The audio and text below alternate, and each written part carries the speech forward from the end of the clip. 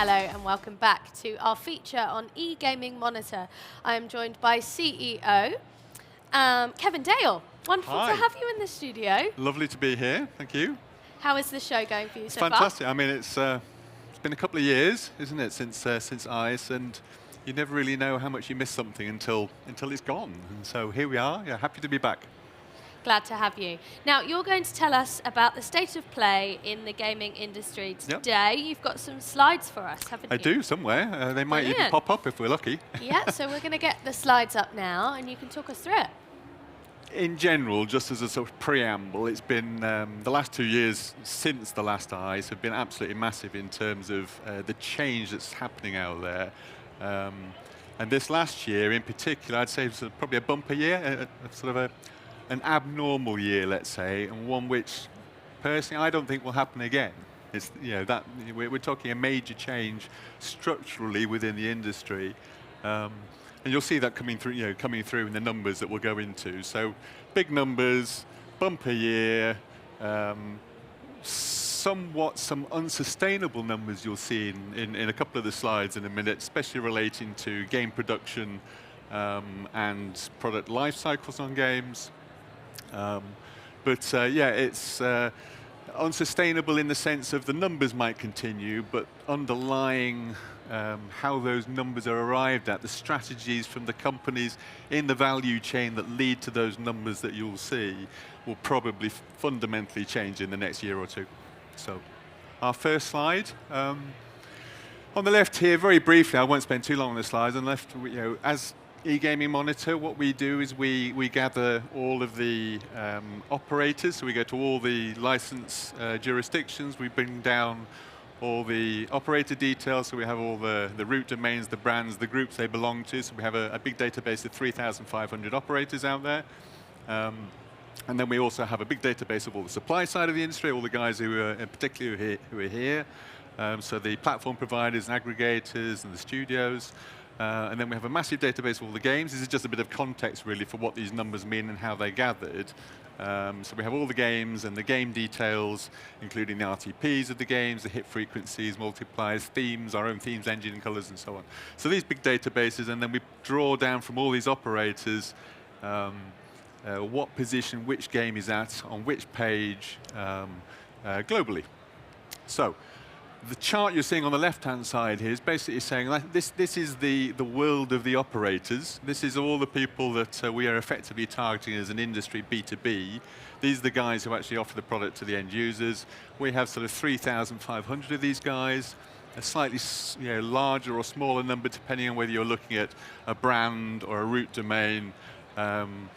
We have around 11,000 URLs for those operators. So we actually have all the pages that they have on their website that relate to games, which is the ones we actually go and find the games, bring them back, and then match them back to the the actual studio in question. So lots of operators. The slide's gone now, but the studio side, on the studio side, we have 1,300 studio stroke supplier side, 1,300 companies.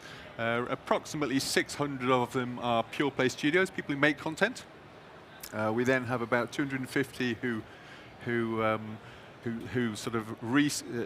build the platforms that operators use to actually operate their sites, and then we have around 250 who do a bit of both. That's the context. And in this last year, we've probably had about a 10% growth in operators, so about 300 to 400 operators, depending how you define them. So a good year, especially brought on by the fact that there's been a migration during pandemic away from land-based into online, and also the Americas opening up is the two big things. So lots of new operators, which is great. So our industry continues to grow after 25 years.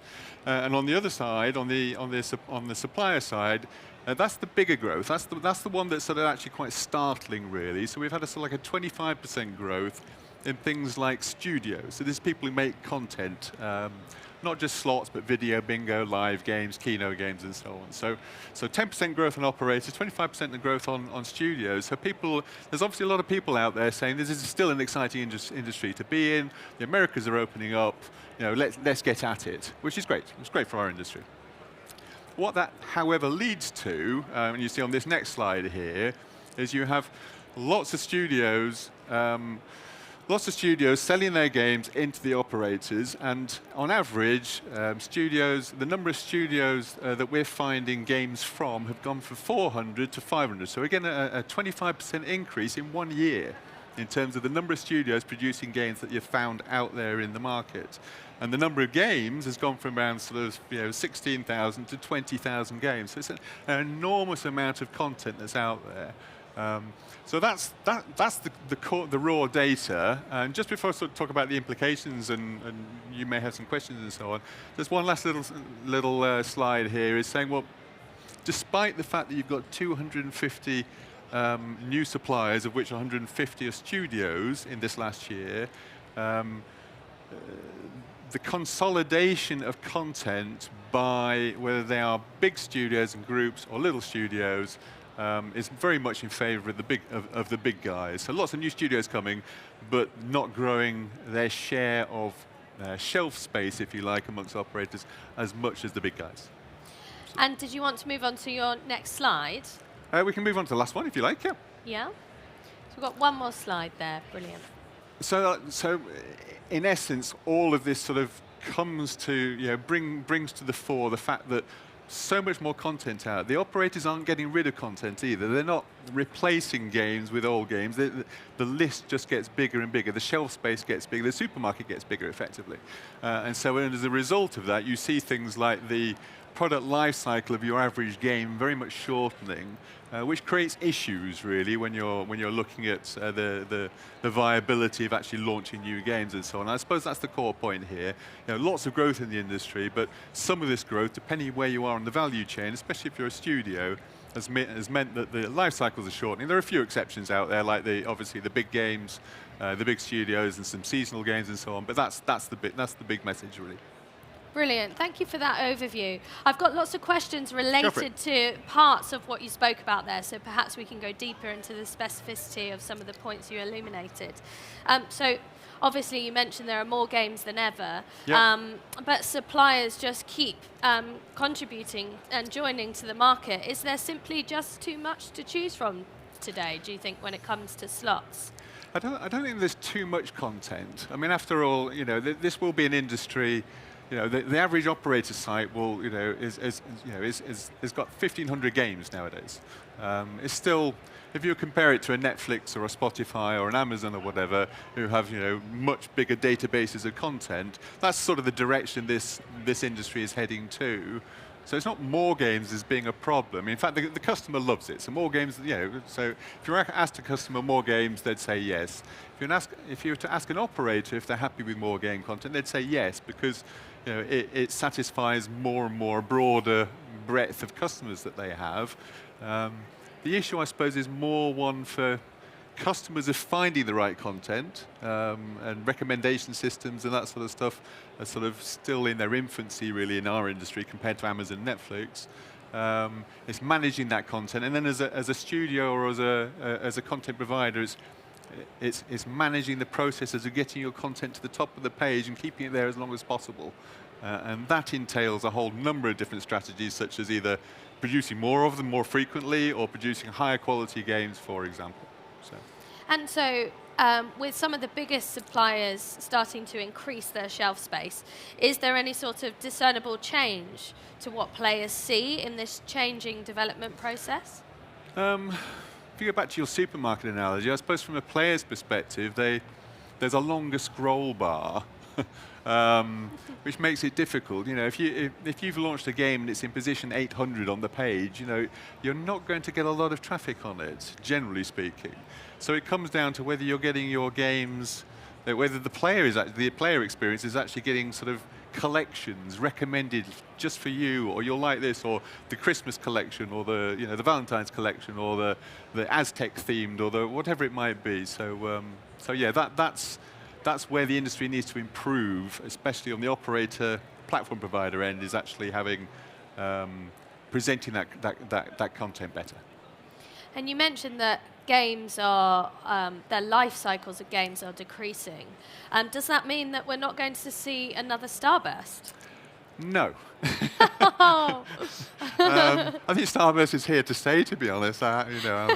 It's sort of sat at the top for so long, and everybody else has shuffled around underneath it. There are 2 or 3 other contenders for the throne, but they've always been contenders. I suppose the thing with the big releases, and there are some that have hit the top 20 charts. We run the top 20 charts, you probably know, for iGaming Business. The big games are still big games for a reason. They're a reason, and it's not just the fact that they have superb distribution. In fact, you can produce a great game without superb distribution, and it can get lost. In the same way, there are a lot of musicians, I imagine, on Spotify who've never been discovered, but they've probably got absolutely amazing content. So they have great distribution. You need that first and foremost. So blockbusters will only come from the big guys. But to be a blockbuster, you're still competing within the market with other games that are produced from the same company. So microgaming has lots of little studios within it, for example, and each of its new games that it is launching is also competing. It has the same distribution as everybody else, but it's also competing with some pretty hot other studios within the group. So they still have to perform. The games have to be good. So and they blockbusters, maybe not quite the size of Starburst, but one level down, yes. And so do you think that the classic titles are already in the market? No, it tends to change out probably every 2 to 3 months. There's a bit of a cyclical nature to it. You have sort of medium blockbusters, let's say, games that sort of don't necessarily last all year, but have a good 3 to 6 month innings, I suppose. And how about variations of seasonal titles? How does that affect suppliers? The nice thing about seasonal stuff is, there are some companies out there who do seasonal very well. Play and Go, for example, is a good company. These are companies who focus on Easter, Valentine's, Christmas, Halloween, a few others. They do very well in the sense of you can roll them out each year and they will still do well at the same time each year. So they're not like most games where you put them out there, it'll live or die for a few months or whatever, and then it'll be very difficult to resuscitate it. Whereas a seasonal game, you can bring it back at the same time next year. That's the advantage of it. So they probably don't make as big a noise as some of the more normal titles, but they have a life cycle that can be repeated if you remember to bring them out next year. And what do you think is going to disrupt the industry, in your view? Multiplayer's been discussed, I think, is one thing. I sort of quite like the idea of the metaverse and so on. Sort of bringing back Second Life and putting it into our industry. It's a long way off, though. However, I quite like the multiplayer concept. That whole crossover between video gaming and real money gaming is the bit that fascinates me. There are lots of business models that work out there, from social casino to video gaming to real money gaming, and the people who actually sort of manage to combine that nicely and achieve revenues that are even outside of actual playing through money on a machine, who get the ancillary revenues of skins, for example, will actually make some money. So and there are few companies moving in that direction. The likes of Funfair Technologies and GE Games and so on. And you mentioned multiplayer there. So yep. Do you think that multiplayer is the panacea? I don't think it's the everything. The multiplayer is for people who like to either compete with others or to collaborate with others. So bingo works very well as a sort of a collaborative type thing. In fact, jackpots even get shared within the room in bingo, which I quite like in many cases. Multiplayer is also about the competitive side. So, but then there are also people who don't want to collaborate. They don't want any human interaction. They don't want to compete with people. They just want to play their game and zone in, if you like, or zone out of normal existence. So, I think if you align your products and your ancillary technologies that are coupled on top, so tournament and multiplayer play on top of your products, to the motivations that lead people to to want to play the games in the first place. That's the key. That's the key. So, collaborative type functionality for people who want community, competitive type leaderboard. I'm the biggest sort of thing. And jackpot type prizes for people who like that sort of high volatility and competitive nature. But for those who just want to zone out and play a game, multiplayer is not for them, probably. And do you think that's going to change in the wake of stricter controls in the industry? Unless needed, do you see that changing will? Hang on a minute. Yeah, I'm going to just open with that. How is this all liable to change in the wake of stricter controls, in your opinion? Restrictions, I mean, the strange thing about regulation is it's changed from being sort of regulating on sort of advertising, publicity, to regulating on knowing your customer and so on, to which is very much sort of operator focused in the past. It's now sort of changed, or not changed, but they've added on this new bit, which is very, which makes life quite difficult, let's say, for the people who make the content. So when regulation hits content, it gets quite complex. The risk for me then, in that piece, if you like, is that regulation